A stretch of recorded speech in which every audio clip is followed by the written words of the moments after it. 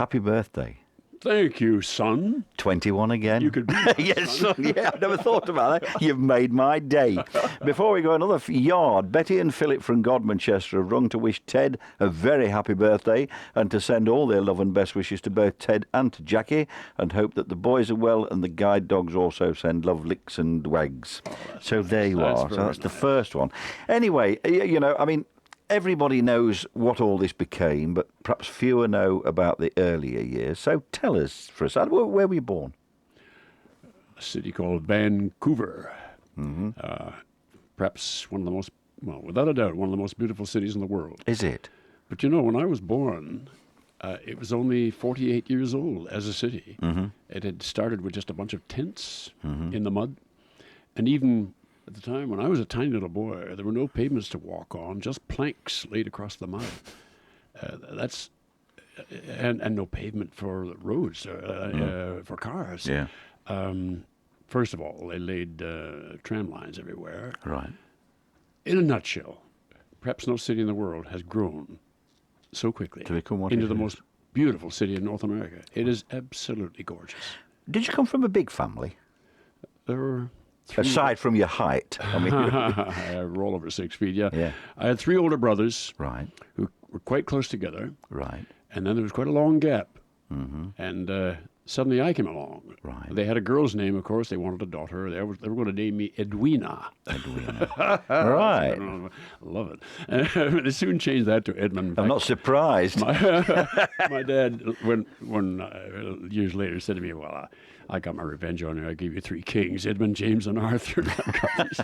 So what became of the other boys in passing, Ted? What became my eldest brother was a university professor of English and history. He went on to a top organization of education in British Columbia. Right. My second brother was an adventurous, great guy. He became a Mountie, spent his entire career in the Mounties. My third brother was very clever at mathematics, quite brilliant, and rose to the highest level in artillery of the Canadian Army during the war, because, as you know, mathematics are essential to artillery. Yeah. And that was it. Tell me about the early years. It was obviously a happy home. So, I mean, I don't know. How did you spend your early years? How did you enjoy life? All kinds of sports. Right. I played everything: baseball, Indian lacrosse, English rugby, American rugby, American football, they call it. But I didn't play cricket because I played baseball. But I was fascinated by cricket. And music became part of my life very early on. My mother was a fine pianist. Right. And a church organist, of course. But she could play anything. And to gather around the piano and have a sing-song with the family. Yeah. As everybody sang. Yeah. My father had a great bass voice. He used to sing the leads in the He had a great bass voice. He used to do the leads in the Elijah and the Messiah and so on. Big society in Vancouver.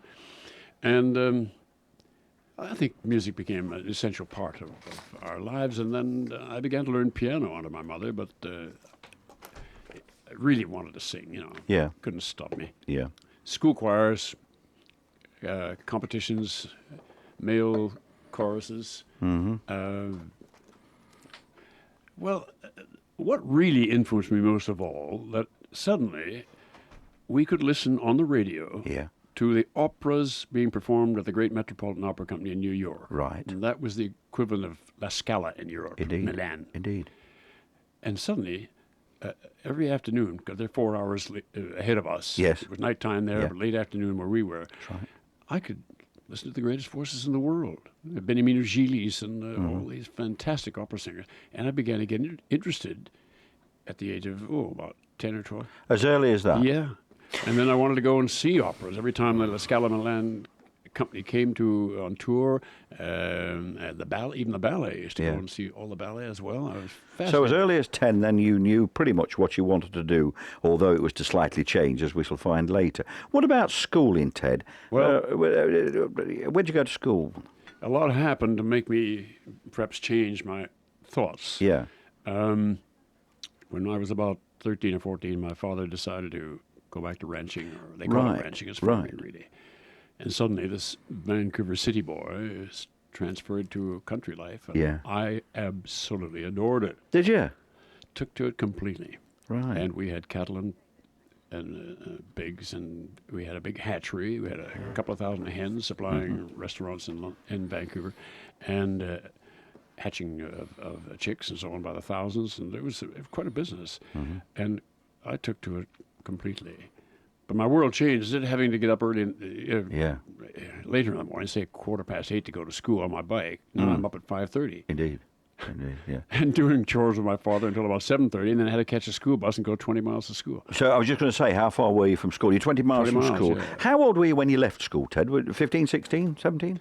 I matriculated at the age of 17, I think it was, 17. and I was hoping to go to university. By that time, you see, I wanted to become a vet, or even better, if possible, I wanted to become a surgeon. Oh, right. Because I had a little experience of sneaking my father's razor blade and a bit of carbolic from mother and a needle and a thread and doing things to animals and poultry and so on that Yes, had never quite. been done before. Oh, quite. Yeah. On the sly. My father was highly amused because he was a commercial farmer who he would rather wring the neck of something and boil it for pig food. Absolutely, you know? yeah. But I just had this feeling that I'd like to go to university. But the main factor was I was being heard in competitions and so on, and a ladies' club in Vancouver organized an audition with a man named John Charles Thomas, who was the top baritone of the Metropolitan Opera at that time, Right. coming to Vancouver for a concert. Right. And he agreed to see me.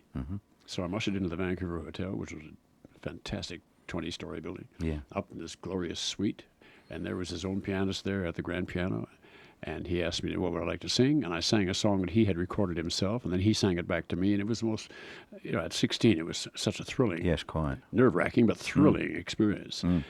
And he said to me, now, you've got potentially an excellent voice, Right. but you just mustn't count on it, because that's the way the world is. You go on, you get your education, you go to university, go for whatever you want in university. Of course, that was Yeah. surgery. Yeah. And he said, if somebody hears you of great importance Yeah. and opens huge doors, okay, jump in and grab it, but don't count on it. Get Right. your education. Quite. So that was it. What about, it must have been very soon after this that the war intervened. So, I was just starting you were? university when the war came along. Right. And we all thought, even the newspapers said, oh, this won't last long, a few months. No. What was your father? What did your father say? What did he what? Your father was particularly concerned. Oh, well, he had 4 boys. Exactly, yeah. Naturally. Yeah. Very worried, yeah. Yes, yes. So how did you get it? Were you called in then, or did you volunteer? No, I volunteered. I You tried to join the Canadian Navy, but they had no ships. Yeah, right. No, they had a few MTBs, that's all. Yeah. And they had more men than they could use. Right. So So I switched to the Air Force, you went to the Air Force. Canadian Air Force. Right. Came over the winter of 40-41, awful crossing, 5,000 men on a ship built for the Mediterranean. Oh. We nearly turned over in a storm. It was terrible. But we made it. What about, what did you do then in the war? What was your war? I was washed out of aircrew Right. because I had a problem. In those days, you had to be perfect. Yeah. If you had any air problem at all, like, Yeah. for example, if you had color blindness, if you had a sinus that would bleed openly at changing of air pressure in a dive, anything like that, you were washed out. Right. I wanted to fly. I went into it, and they didn't like the way my blood flew around the cockpit. So, who knows? Might have saved my life, because many of the guys I was with at that time were killed. Yes, quite. You never know. No. That's life. So then I switched to photography, and I was eventually commissioned as a public relations officer in photography. Right. And that took me into headquarters in London, Yeah. and also to SHAFE headquarters in the build-up to D-Day. And I was supposed to go over on D+2 Right. when I was called back to London, report to the Langham Hotel across the street from Broadcasting House, and a certain room which I went up to, and there were about 20 other guys, young guys in their 20s like myself. Yeah. And at the table was David Niven, Right. Colonel David Niven, Right. and the head of BBC Light Entertainment, and others like that. And they said, Right. gentlemen, you don't know about this, No. but you're all leaving your units. you're all being seconded to the BBC. Right. And we thought, what is he talking about? We are going to open a network, the Allied Expeditionary Forces Network, Right. to keep up the morale of our troops when D-Day comes. Of course, Yes. I think, along with David Niven, was the only guy there who knew it was tomorrow. Right. It was an unbelievable experience. And anyway, for the next 9 months, I literally slept in Broadcasting House in the basement and helped produce shows and Yeah. learned an awful lot about radio. Right. Okay. So how did they... Had they got you there because they had learned of your ability? It wasn't just a straightforward coincidence, was it? The business of getting you No, to the BBC? what had happened was that a BBC producer heard me fooling about singing. Right. I was singing Rosemarie, actually. Right. I remember quite clearly. In the Canadian Club in Trafalgar Square, the Beaver Club. And he said, come with me. I said, why? He said, I want you to meet somebody. So he walked me up Haymarket to a BBC studio up there. And there was, oh gosh, what was the name of the band? Tell him, Jackie, tell you him. can tell The me. microphone's It open. goes back a long way. Tell him. One of the top bands at that time, rehearsing for a broadcast. And Anne Shelton was only about 16, and she Jack was Payne. Jack It's Payne. Jack Thank you, Payne, Jackie. Ted. Isn't she marvelous? What would I do without her? Well, I am. Absolutely. It's a good job you come, Jackie. That's all I'm here for. Jackie Hockrige, prompt. We help each other do crosswords. You know. And Actually, let me just stop you here. There's a reason for stopping you before I go any further. I want you both to put your headphones on, if you will. you don't mind if I have a cup of tea? No, you can drink that in a minute. But first of all, we're going to say hello, good afternoon, and welcome to a lady who I think wants to have a word with you. You will know her as Doreen Wiseman. Oh, gosh. She's on here now. Hello, Mrs. Wise. Hello, how are you? You're through to... Well, very well. Thank you very much for talking to us. You're through to Ted and you're through to Jackie. They can both hear you. Okay. Well, you sound very good, Ted. Oh, so you do too, darling. It's lovely to hear your voice. I want to wish you many happy returns of the day. Yesterday, and I phoned, and obviously something happened. I've obviously got an old number or something. Oh, yeah. Oh, my goodness, Doreen. Oh, it's lovely to talk to you. We still remember with fond feelings of the 13 years we were next door neighbors. Oh, yes, and you used to sing, "Oh, what a wonderful morning," over the phone. Did he do that to you as well, Doreen? Yes, He did. Do you know? escape. Do you know the first time I met him, Doreen? I can tell you this story now. The first time I met him, I took my wife with me. It was a glorious spring morning. He came out, stood behind her, put his arms on her shoulder, sang "Oh, what a beautiful morning," and she melted. That's right.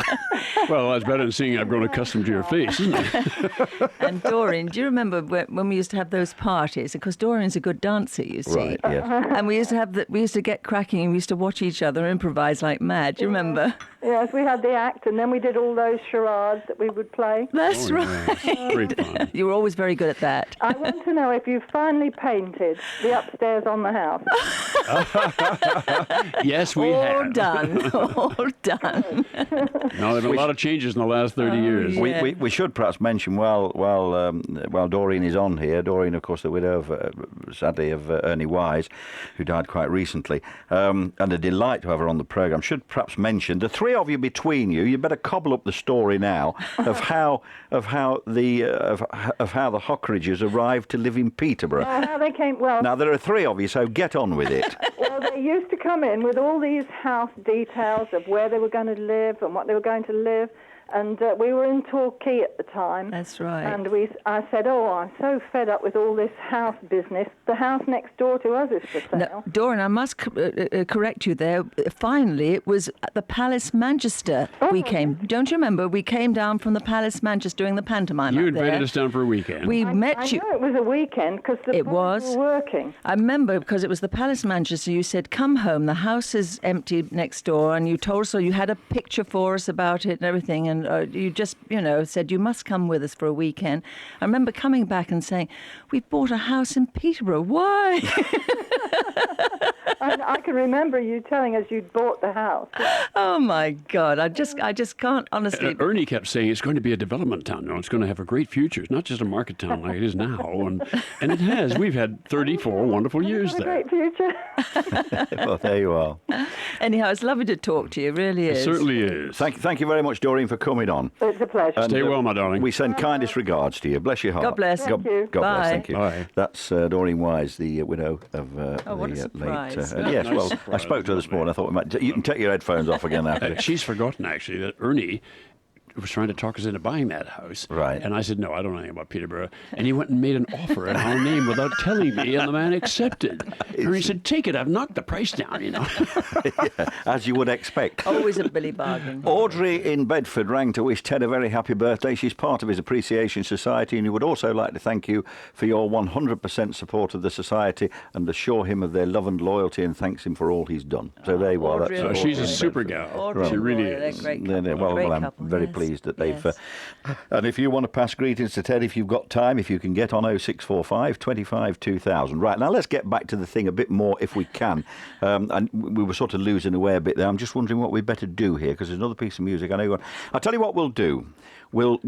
I'll move out of the area of your demob for a minute. We might have to come back to that in a minute. But in the meantime, Carousel, Jackie, the story, the record. This is where you two met, yes? Mm-hmm. Right. There is also... Now, tell me the story of this record I'm going to play. One of you. I don't mind which of you it is. Oh, Ted. Well, during the run, I had 7 consecutive years in those 4 musicals, Carousel, Guys and Dolls, Can, Pajama Game. I started doing a lot of recordings. I made 11 LPs, but I also made several EPs, and this is one about a show called The Most Happy Fella, Right. which was written by the guy who wrote Guys and Dolls. Mm-hmm. And it was a big success in many ways, but a lot of people thought it was too operatic in its style. But it had the most fantastically wonderful story, and Music. about an Italian vineyard owner Right. in California and how he fell in love with this waitress in this restaurant and so on. And there's this song, I don't know nothing about her, where she's ever gone, what she's ever done, you know. And my heart is so full of you. And it's just like the first time I saw Jackie when she walked into the Stoll Theatre at the end of our year and a half at Drury Lane. We were about to go on tour, and there were changes being made in the company. And Right. I walked in for this rehearsal to help out, and I saw this girl, and she turned, and her eyes met mine. And these lyrics are our lyrics. It's incredible. And who is singing this? This is me. One of the tracks on my extended player. This happens to be also our family's favourite track of their dad, actually. Right. Particularly And the are the boys youngest. back in it? No. This is the original was- Peter this Knight is and the myself original recording. Oh, But, right. but But the it's not- boys have just done a CD because they haven't actually brought it out on CD, but the boys Right. have done a CD. I had an for old you copy, Oh, and right, we made a thank you. CD so you can play it. because Bless your it's come heart. off an original LP, you see. So they've Next made a year, CD. it's coming out hopefully on my next CD. We shall play it now then.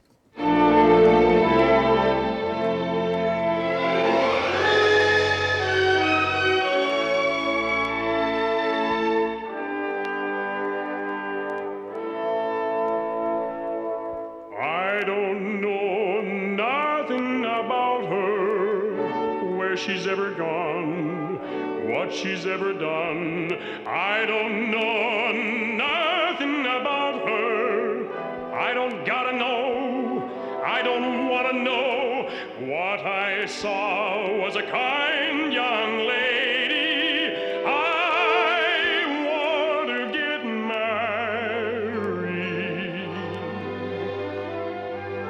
My heart is so full of you, so full of you. There is no room for anything more there. My heart is so full of you, so full of you. There is no room for anything more. What other wish can I wish? What other plan can I plan? What What other dream can I dream? And what for? Whatever for? When my heart is so full of you, so full of you, there is no room in my heart for anything more.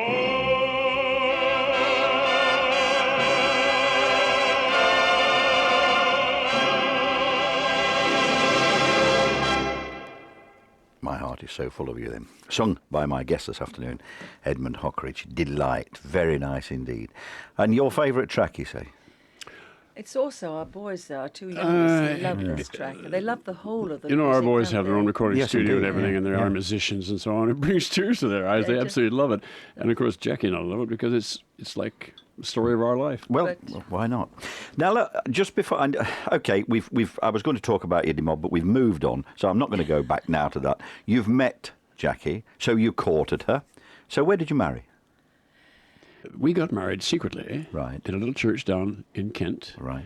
And I threw a party on the stage of the Palladium Theatre that night after the show. Oh. For all the company, all the stagehands, all the orchestra, all the theatre staff. It cost me a fortune. It was well worth it. It was the most wonderful party. And they thought maybe it was a birthday or what. And then we also invited all the press people. And Well, then all our friends. all our friends. We yeah. got married this afternoon and the roof went off. How did you keep it secret? And I was busy arranging mine that Were day. you? Were- Yes, that was Were you? That's yeah, right. that's why I never got an invite, I should think. Probably. 1960. Yeah, that's 1960, right. yeah. And, And I felt terrible because because I was breaking the act up, and it's always difficult. It's course, yeah. when there's two of you, as I say. Yeah. But I did Terry a very big favour because if I hadn't broken up the act, she wouldn't. We said actually, you live in our flat as long as we like, because we were going away, and she was in London. We had a flat in London at that time. And she went to work at Winston's Club, wasn't it, Ted? That's right. And a lot there of she people were just starting out at Winston's. Oh, it right, was Barry yeah. Cry, of course, Yeah. there. It was Ronnie Corbett Ronnie started Corbett, Right. Anne Hart, who met his wife, Ronnie Yeah. Corbett, that time. Yeah. Oh, a whole lot of people, very talented people. And so you never know, isn't it? It's kismet, really, isn't Absolute fate all the time. There's no Absolute. question. Oh, fate. Oh, So gosh, then story on. you were so in 1960 you were at the Palladium when you married. How long were you in the West End altogether? Was it 9 years? Was it altogether? 7, wasn't it? 7 years. Well, was it? no, 7 years in musicals, and then came the Palladium and so on. And pantomime. Pantomime Palladium, summer season Palladium. I guess that was about 10 years consecutive then. Because, Richard, they used to do 6 months Then of it pantomime, became- 6 Yeah. months of summer show. That's didn't right, they, at yeah. that Right. time? Then it became big summer season shows all over the place, you know. Right. Blackpool 4 times and pantomimes everywhere. Let's talk about the pantomimes, Ted. How many pantomimes did you do? Do you know? Can you remember? Yeah, 14. You did 14. How did I know that? Do you like pantos? I enjoyed it because, you see, everybody respected me for the fact that I had started out in opera Yeah. and Gilbert and Sullivan before I ever came over here to go into musicals. And so they gave me songs that gave me a chance to let fly. In other words, I did for Paul Elliott. I don't know how many I did Paul Oh, Elliott. but- of Aladdin. But before and that- all the before then, and all the music I had in that was from Kismet. Oh, Beautiful right. songs, Yeah. you know. Yeah. And I really Yeah. had a chance to do. But have a go also, at it. they used to make him the prince, you know, Yes. as it was that they used to have, a male, and it used to be Yeah. the girl, as you know, Yes, playing quite. principal boy. But Yeah. then this style came in for Right. having. So he was a sexy prince, and Yeah, well, fun- Well, you'd know all about that, Of Jackie, course, of That was the Palladium. It was Charlie Drake, Bruce Forsyth, Bernard Breslau, and myself. Right, yeah. Then the next year, they wanted to go to Bristol Hippodrome, and Charlie didn't want to go. He had something else on, and Bruce was getting along in television. Right. So Morecambe and Wise came into it. Yeah. They were just getting nicely started. Is that when you met Eric? No, No. we met them at Torquay. Yes, Oh, but right. you know Doreen was talking Yes, I about do. Torquay. Yes. Well, we met them first at Torquay, had a great summer season there, a lot Wonderful. of fun. And they hadn't really hit the big time. It was just before their series Right, started. right. And then, of course, as Ted said, we went to Bristol. And then I think Bristol came after. No, it came Bristol before. came after, it was no, af- it came before, because it was the next year when we took it to Palace that we came to Darling, it's so Peterborough. long ago. How do I? I know. Do you know, it's difficult to I remember. can imagine. But They're I all know close why together. Doreen got confused, but it's true. It was from Manchester we came down here. We had some, and Tommy Cooper was with us, you know, and Yes, we had some wonderful times. I've said this. We were delighted to be some time ago at a party at your house, and we were talking to our friend, the editor of that beautiful magazine, Neil Patrick, your yes, Neil. yeah. And I sit here now, and I still can't reckon this up. 1955, 1956, we were buying your records. My girlfriend was liking them. We were buying these things. We were playing them. And here we are 45 years later, and we're with you. Oh. And I still can't reckon it up. You know, it's completely odd. I can never reckon it up. I sat there that night at your house, and I thought, I can't weigh this up. And I still can't, quite honestly. Well, you know, I've always said that if you look back, every one of us, if we look back over our lives, kismet or fate Absolutely. or destiny, whatever you want to say, Absolutely. whatever you want to call it, is always there at some lurking moment where you might have gone off in a totally different direction. Exactly. And to think that none of this I was might born ever in have Vancouver and she Yeah. was born in Brighton. Precisely. How did we meet? Precisely. You know, I've often what brought us thought that together? actually, Richard, because you think he was 13, Yeah. and if you told a boy of 13 that he's going to marry someone who's just been born in Brighton and Sussex, That's it, he'd have yeah. said, you must be out of your mind. Yeah, yeah. It's a strange thought, isn't it? It is. It's odd. Let's just turn to you for a second, Jackie. Though I expect he'll say something anyway. He's bound to do. But you moved. Bless him, and he's welcome. Well, it's his birthday, so we'll let Can I him. have a piece of cake now? If you have, Here we it's go. a good time for you to eat now. By the I way, can talk to your ladies lady. and gentlemen, I must tell you, they have brought in cakes and tea and God knows what. It's everything's here. Now, Absolutely. after you were married, I know, Jackie, that you moved away from the business, indeed, to raise the family. So, what came of that? What was that family? What did that family transpire to be? Well, we've got my stepson who's a great guy, Ian. Yes. Then there's a boy we fostered actually. Yes. And he's just given us our first grandson. right. Who's 17 months. Excellent. And beautiful boy. Of course. We didn't have the recipe for girls, you see. No. And then we've got the two that we produced ourselves, Murray and Stephen, Mm-hmm. and great guys. And you know, they are jewels in the crown as far as we're concerned. That's everything to us, our family. Well, indeed, and many times we've They're four met great them. guys, yeah. What are they made of their lives? Well, the two youngest are trying to get a break in the pop world. Right. And they're writing very good songs. But it's tough, you Of know. course it as is. you Of know, course it it is. I is, think it's yeah. never been tougher. But we're hoping maybe the millennium might be the year, you know. Yeah. But they're working very hard on that, and I think they deserve a break. They have a CD just about completed. That's right. They have a CD which they're hoping to get out next year. Right. And I think it'll be very interesting. Right. And then Cliff, our foster boy, who's, I say, a great guy, he's a teacher. He's married a teacher. And He got an honours degree at Loughborough College. yeah, that's think- right. Sports teacher. Right. And then Ian, who's in advertising and works very hard. And we don't know, the pressure is so great, Yeah, it's I can incredible. imagine. He helped launch the European. He'd been advertising manager of the Daily Express. Oh, right. He's with Scottish Media now. That's Right. We don't envy him his job, but No. you know, But he loves it. he seems to like it. Yes. Yeah. What about family get? How often do you all get together? Is it Not- easy? Well, with the two youngest, Yeah, because so we they're see they close come, by, yeah. we see them because they're in Peterborough at the moment. But we see Cliff, that's our foster boy, and he brings our grandson up, of course. And We'll all be together next weekend. well, they live in Eastbourne. You see, Right. they're the teachers. Yes. And Ian, our other boy, lives in Kent, and of course he's so busy. We try to occasionally, but Yeah. I mean we're in touch by Yeah. phone anyhow. nothing Indeed. else. Jolly good. Jackie, before I go to the next piece of music, there's something else I want to ask you. In fact, I'm going to close his mic, and then he won't interrupt us for a minute, you see. You have another cake a minute. I Ted. can't talk. I'm so full of cake. You can't answer this one anyway. Right, Jackie. He opens his mouth to sing, strong women melt. So what's he like to live with? What do you mean? What is he like? I'm not going to give you any trade secrets. I'm sure you're not, no. Well, I don't think we'd have been together this long if it had been anything but harmony, and most of the time. Obviously, we have our moments, don't Yes, you? quite, absolutely. In fact, that's a bit of spice, isn't it? Yes, You know. it is. It is. Oh, it is. I mean, good Lord. So you'll keep him on? Well, I think so. Yes, I think so. Well, I don't know. We know how Ted became attracted to you. He has often said that he fell for you almost the moment he saw you when you were. What was it that attracted you to him? Can you remember? Yes.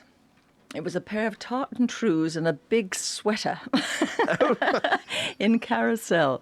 No, seriously, funnily enough, I had sort of boyfriends things, and I used to get bored after 2 or 3 weeks. I thought I'd never ever meet anybody that I was just one of those things that I would never feel that I could sort of be with for any length of time.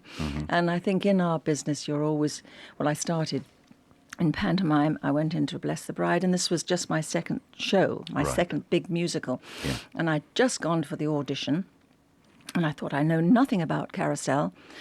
And my mother was with me. She'd come up to the audition because I was 19. I'm very excited about just getting in. Yes.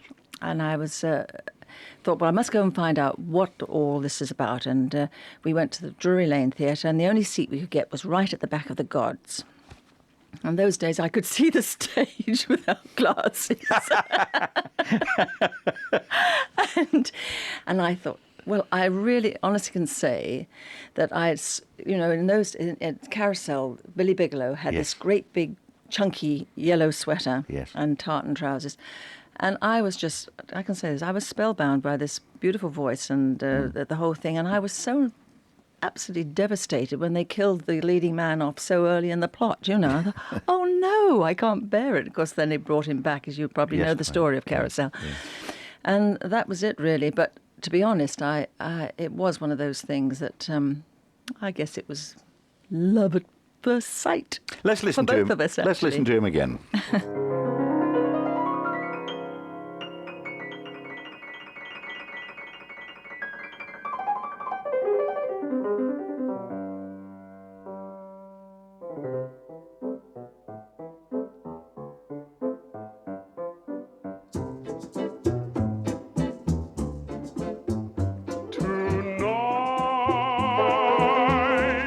I see a message in your eyes, and there I find the world of my dreams, a vision of ecstasy.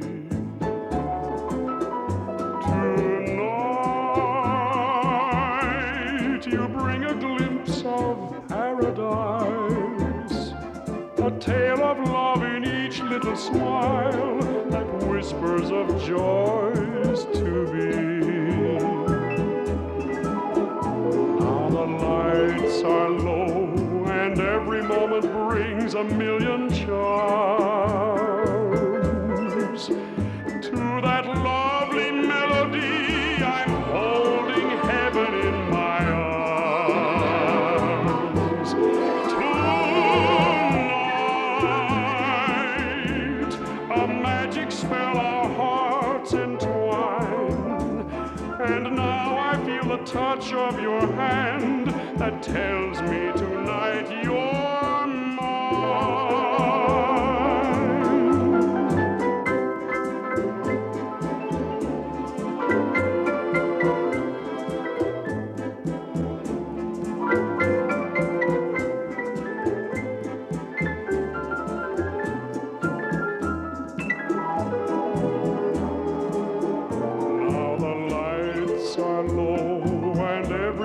Brings a million charms. To that lovely melody I'm holding heaven in my arms. Tonight a magic spell our hearts entwine, and now I feel a touch of your hand that tells me tonight you're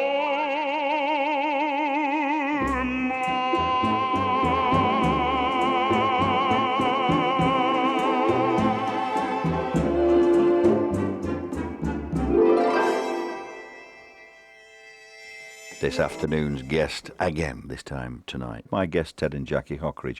Right, either of you can answer this. I don't mind. He's eating all them cakes now, so you can answer if you like, Ted. I don't mind. What have the last few years held, then? What have you been doing this last few years, this last, say, 4 or 5 years? Gardening. Yeah. Yes, you do. Yeah, you do a bit of that. I mean, aside from that. No, doing a lot of cabaret, Right. but for specific occasions. Right. For the rank organization, if I may use the phrase. They have some wonderfully huge and beautiful country hotels. Yeah. And if they have a special night, and there are 500 or 600 people there of our age bracket who remember all the musicals I did. Yeah. And it's definitely on. We've had several years of that sort of thing. Yeah. And it's great fun because you can't go wrong. It's just wonderful. Wonderful sound systems, lighting, everything's really great. And now you've... And of course, the after dinner speaking. I mean, I've worked with nearly everybody in the business. Yes, let's talk about that now. Go on. And it's catching on. Through the years, I've done the odd one for ladies' luncheon clubs and so on. More out of politeness and experience value than anything else. And they've been sensationally successful.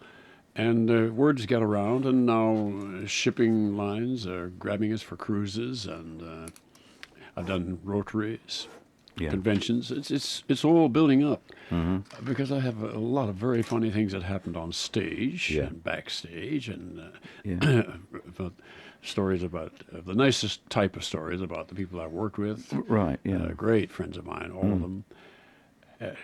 This is my 50th year in British show business. I started in Canada, of course. Yeah. So I might say almost 60 years, but 50 years in British show business. So I'm the millennium kid, I guess. Indeed. Along with being 80. Indeed. And feeling about 40. Yeah. And looking it. Steady. Which is another matter. Steady. Well, I hope I look 80. I hope I look like that when I'm 80. No, I'm very, very lucky. Yeah. Gosh, I've lost so many friends. Yeah. Well, you've often said this. And haven't you just say every day is a gem, you know. Yeah. Yes, We quite. do. Every And day I've got we this say we. beautiful girl to live with through all these 50 years. I can't complain, can I? Do you ever get back to Canada? Do you ever go home? Oh, yeah. You do? Yeah, but my brothers are all gone. You see, Yeah. they're much older than I was. We have nieces and nephews there and so on. And we took the boys over to go skiing at Whistler, where they had the Olympics and so. Right. Oh, yeah. But it's not quite the same when your brothers are gone. You I don't know. suppose it is. Not really. No. And of course, as I say. Then again, I came from the most beautiful part of Canada. Yeah. I mean, So it's I worth tell seeing all anyway, my friends, but you're it is. going to Canada, fly to Calgary, and go through the 650 miles of the Rockies to Vancouver, and you'll never forget it. No, It is gorgeous. Well, it's something that I think we shall do if we live in the Lord's spares before long. I'd just say JJ rang to say he thinks this afternoon's programme with Ted and Jackie is one of the best programmes he's ever heard on radio. Thank you very much. Who's I think JJ? that's down to, I don't know, but I'm very pleased to have him on Oh, that's board. very and nice. I can assure you that it's down to my guests and not me. That's Do you? very, very No, nice. I'm Thank you. sorry. You asked the right I questions, tell you man. what, it's always like as I say, just sitting around and talking to a friend, and it's very natural. You're isn't very it? professional. Do you allow yourselves leisure time now? Oh, yeah. yeah. Do we? So what do you do? We oil paint. We love oil painting. Right. We love Photography. We love dogs. We've got Labradors, as you know, Stella and Artois.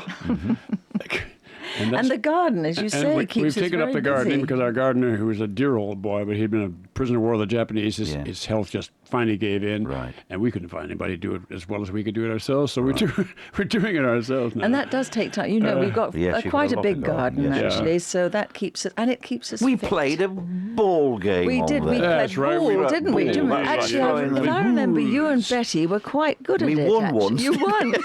It was a coincidence. It was a coincidence. No, you did very well. It was And fun. we love our home. We love traveling. We just got back from this. Coffee in the morning and a crossword to start the day. Well, indeed, and the best way as well. No, there's so many things. There aren't enough hours in the day to do A all the things we love. A one-word answer to this, I'm sure. Will retirement raise its head? No, never. Ah, there you go. Don't believe in the see. word. So how are you going to go? I was going to say again. Go on. No, I was just saying. No, I don't believe in the word. I tell you, he can still sing, but Yeah. the point is, we feel that we always said we'd like to quit while we're winning, did we not? Yeah. And Oh. so the speaking. Well, I've recorded engagements- 121 tracks Yeah. in my lifetime. Yeah. And I'm very proud of that. Right. and they're all beginning to come out on CDs Yeah. now. Right. But I think the speaking engagements is a great interest, and you know, you do it yourself do, when you yeah. can talk about all the experiences, and people love to hear that, don't they? Yes, they do indeed. Right, now we've got very little time left, sadly. So tell me, You've got 3 minutes and 19 seconds. I Go know on. all about that, but I've got other things. I've got juggling to do as well. But how are you going to celebrate? Well, he's not supposed to know actually, but there's Oh, well, something we on won't know tonight, that so bit. you This can't say This anything. is No, enough all of my ears. this is all Well, quiet. yeah. tonight, of course, we've got a little something, but Right. his Appreciation Society, and you know what your Appreciation Society Yes, I is do. like. By the way, do thank Sylvia so much for the card that, Of course. that They they sent- sent. yes, It was the fan lovely. club Thank sent you one. very Thank much you. indeed. Right. They've got something cooking up on Saturday, this coming Saturday. So, Right. again, I can't say anything. No. All right. Okay. Indeed, fair enough. Now By the another. way, have you got a gymnasium in your house? 'Cause we have. Stop showing off. And everything. How dare you, Jim? Well, if I had one, Ted, I'll tell you what I should do. I should pay somebody else to do it while I sat and watched. Ted, almost a final question from you. The answer is no. And this is a question that you must answer. Aside from meeting her, who must be obeyed, aside from that, we know that, the crowning moment of your career is the one. Can you point to one?